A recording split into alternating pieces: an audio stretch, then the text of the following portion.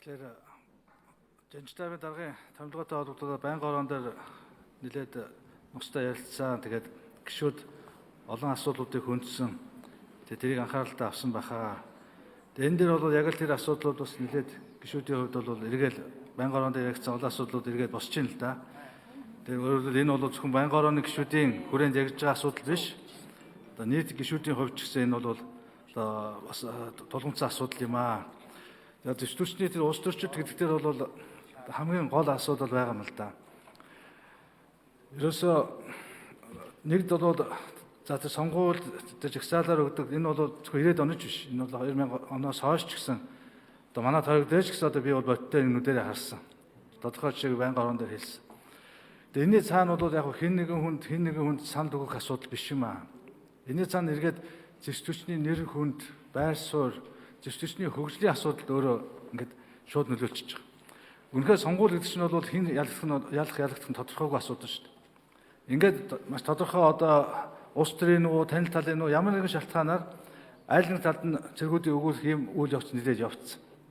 Энэний дараа эргээд одоо үр дүн бол өөрөөр л гарна шүү дээ. Ингээд бол үнэхээр зэвсгчэнд хандлага үнэхээр маш их хор хөнөөлт юм билээ. Ингээд яг энэ Батлан хамгаалахын сайдаар ажиллаад байх тэр үед бол энэ бол их мэдрэгдэж ирсэн. Ерөөсөө маш олон одоо улс төрийн хүрээнээс бол ерөөсөө одоо баг цэрэг армаар яах юм, зэвсгчнэр яах юм, хинтээ байлгсан гэдэг нэг явган яриа маш их газар авч ирсэн. Энийг бид дарах гэж бол бас нэлээд одоо арга хэмжээ бол авсан шүү. Энэ бол үнэхээр одоо гэдэг Монгол улсын өөрийнх нь одоо тусгай тогтнолын том асуудал руу халдж байгаа хэрэг л. Гэхдээ энэ цааш шалтгаан харахад бол зэвсгчэнд байсан улс төржилтөөс л шууд бол хамаарч ирсэн юм бэл. Тэгээ энэ бүгдийг бол үнэхээр анхаарах хэрэгтэй. Энэний цаана бол одоо бид энэ юу яригдана? Одоо төрийн цэргийн бодлогын үнцийг байнгын ороогоор яриад эхэлсэн шүү дээ. Ажлын хэсэг дээр байгуулад.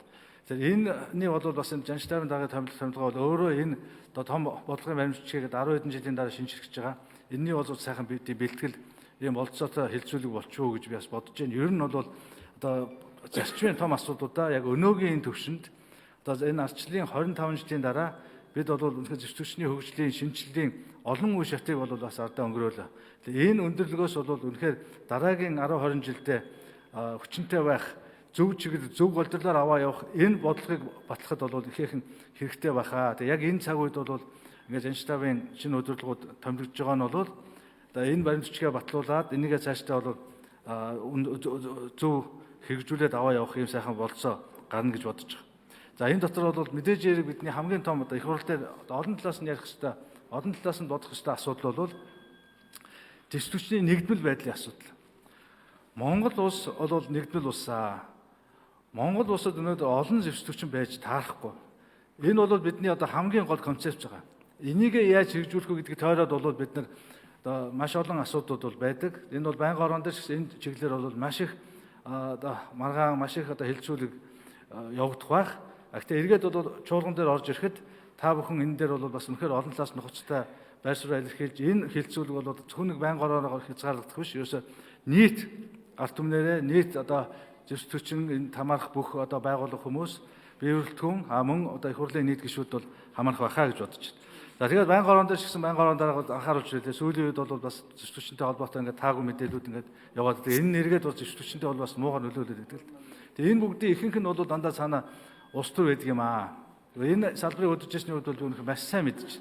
Энэ бол тийм олон тендер, төсөв, хөрөнгө тийм бол үнэхээр одоо хөрөнгө оруулалтууд үнэхээр хомс. Харин их хурл энийг нэмж өгмөр байгаа. Тэгээд тэр хамаагүй тэрийн зохион байгуулалт нь бол тэр эдгээр өөрснөө хотголддгоо. Тэр одоо энгийн иргэний байгууллагыг хийгээд өгчдөг. Гэхдээ тэр одоо санхүү эдийн засгийн чиглэлээр бол бэхжүүлээд өгөх нь бол зүйт. Одоо тэгэл нэг тийм улс төржүүлэл нэг тийм онгоцны мотор заасан гэдэг ямар ч онгоцны мотор заагдаг ш. Тэр одоо даваа генерал өөрөө энэ аж ахуй санхүү гэдэг хариулт өгч хэрэгтэй. Ямар ч онгоцны мотор заагдаагүй Оросын холбооны улсын нэг компанид $250 мянган одоо 70-70 онд зэвсгээс хасагдсан зарим нэг техникийн одоо хаягдл техник шихуу юм тийм ээ. Худалдах тийм гэрээ хийгдсэн. Тэр нь бол луур байсан. Эргээд тэр хүмүүс нь ялаа хэдлээд одоо шийдвэрлэлээ хүлээцсэн. Тийм зогсоогоо явж исэн үйлдэл зогсоогоор газар дээр зогсоогоо тийм огт хэрэгжээгүй байхгүй. Тэгтэл ерөөсөө ингээд бүх сони хэвлэр бүх хүн тийм ойлголт өгөөд Асуусан уу, үг хэлсэн үү? Онгоцны мотортой холбоотой. Даваа генерал хариулъя.